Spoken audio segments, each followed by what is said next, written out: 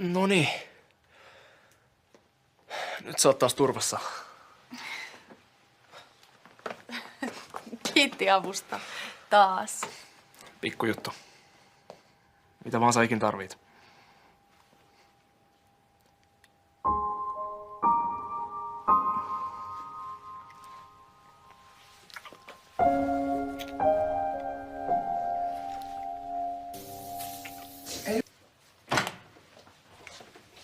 Terve. Terve.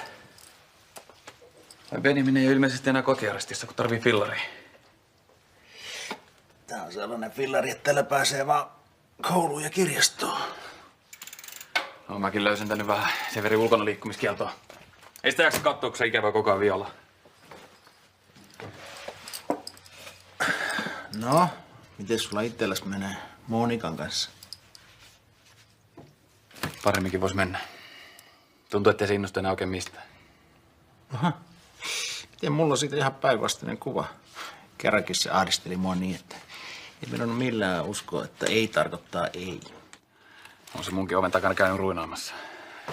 Kun me ajat on historiaa. Sitä ei kiinnosta enää mikään seksiin viittaavakaan.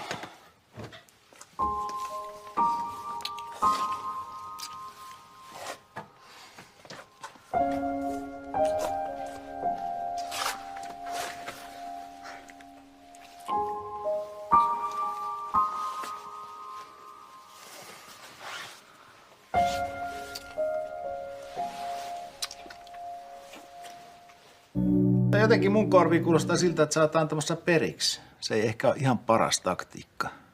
No, mutta onko sillä taktiikalla mitään väliä, jos Monika ei vaan kiinnosta? No onhan sitä nyt ainakin joskus kiinnostanut. Onhan teillä sitä lapsi todisteena. Niin. Siihen tarvittiin aika kova känni ja hyvää tuuria. No niin, siinä on sulla suunnitelma. Vedä perseet ja toivo parasta. Sitä mä itekin teen jatkuvasti. Hyvin näyttää toimiva. No, mutta yhdessä asiassa oot oikeassa. Mä en aio antaa periksi. Musta tuntuu, että meillä on Monikan kanssa vielä jotain. Niin, ja onhan sulla vielä yksi valttikortti.